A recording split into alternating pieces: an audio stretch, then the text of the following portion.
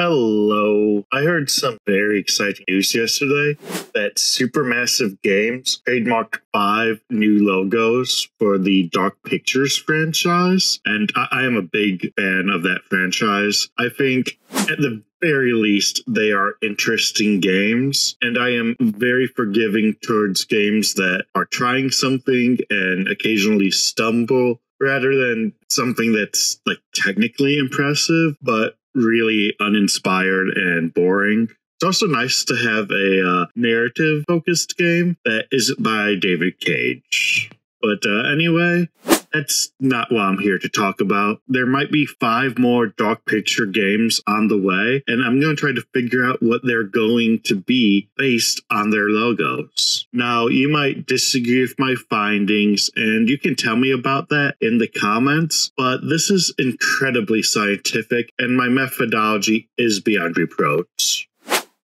Detective Bozo.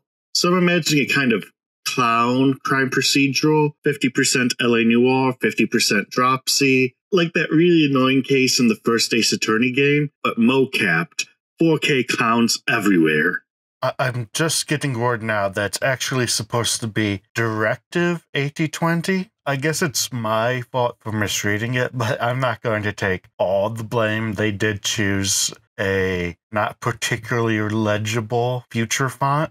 Now, I know that I just said that it's not Detective 8020, but I'm still 90% sure we're going to be playing a detective. That's just how adventure sci-fi games tend to play out. At least that future font does tell us that this takes place in the future. I don't think it's going to be the year 8020, because that's like wicked far in the future. It's approaching Dune territory. And honestly, with detective sci-fi, that genre is pretty much dominated by cyberpunk. I'm imagining we're going to be 100 years in the future, and we're going to be on the moon. I think that's what the second 0 in 8020 is meant to represent. It has a skull in it to make the moon scarier, but I think the moon's already pretty scary. I mean, it's all blue and blue looking.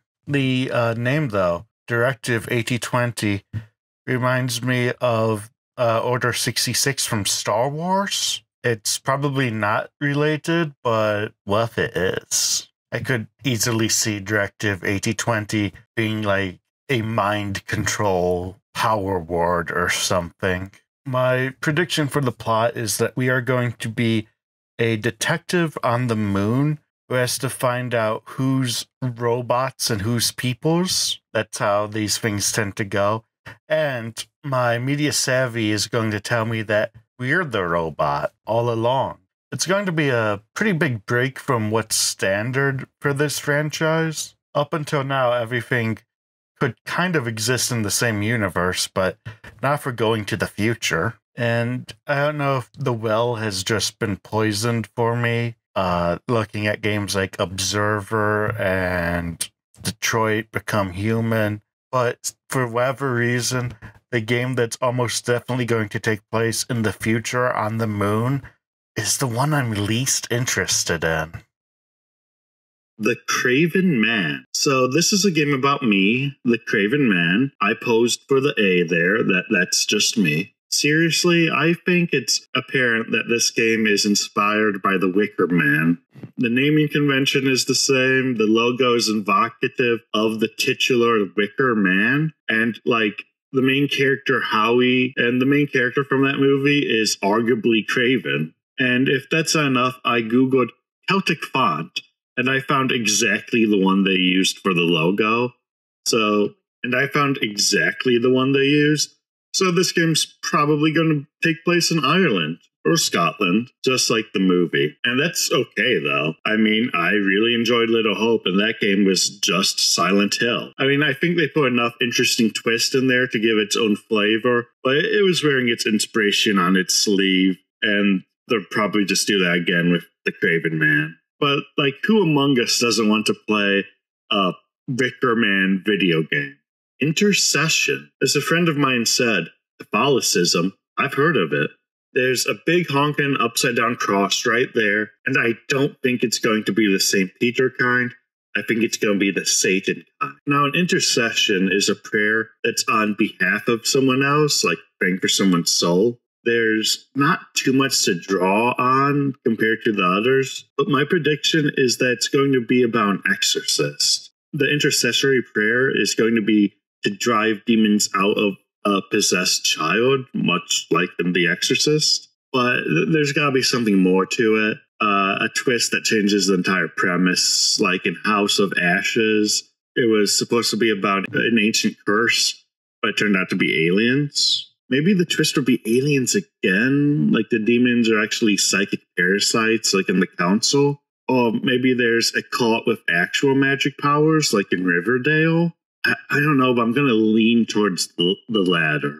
So my prediction is locked in that there's a priest exorcising a possessed child who's embroiled in satanic cult activities. Winterhold. This is the only one we actually know anything about. We don't know much, but Winterhold is a location mentioned at the end of House of Ashes. So I'm going to assume it's going to be the game that comes out next. The word winter is in the title, and I assume it's going to be an actual literal winter as well.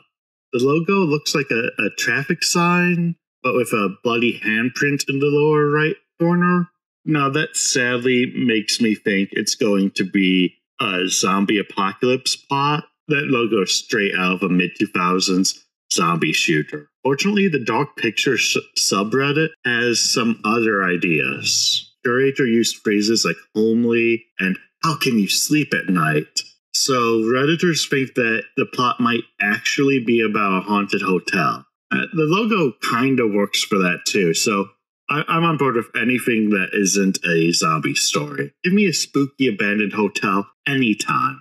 There was another editor, though, that speculated that the plot is going to involve giant spiders. You see, there were giant spiders in the opening montage of House of Ashes, and there's a sign that reads Recria Insula, which is an ancient name for a small Irish island called Rathlin. Rathlin does have a very good legend about a big spider that inspired the Irish independence movement. I don't see that happening in the game, although I admit that would be an amazing premise. So, personally, I'm predicting a town overrun of zombies. Maybe a fun twist, like the zombies are actually Yeti or something. But if it does turn out to be a hotel that acts as a front for a giant spider, I'm not going to be mad about it. And finally,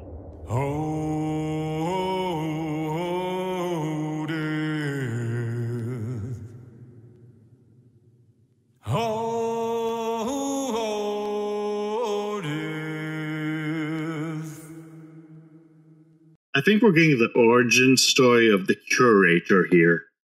Judging by the playing card, I'm going to guess my boy lost his soul in a poker game with the devil, and now he has to work as the Grim Reaper. He's mentioned his bosses before, so they'll probably be the antagonist. Like he has to overthrow the whole underworld bureaucracy. I have to assume it's going to be a very meta game. It might even involve recruiting characters from other timelines, because a lot of people from the first season of Dark Pictures just kind of ended up in jail. And this game is probably going to be the finale of the franchise, right? I can't imagine it continuing if we lose the Curator.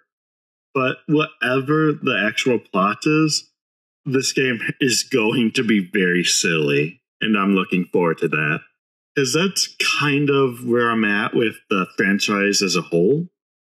Sometimes there's really brilliant and effective horror, and sometimes it's goofy, and those things don't negate each other. If anything, it harkens back to slasher movie sensibilities really effectively. I've teased the franchise some in my list, but I'm really excited about all these games. So thanks for watching. When the games come out, I'm going to go back and watch this video and see how amazingly right all of my predictions were.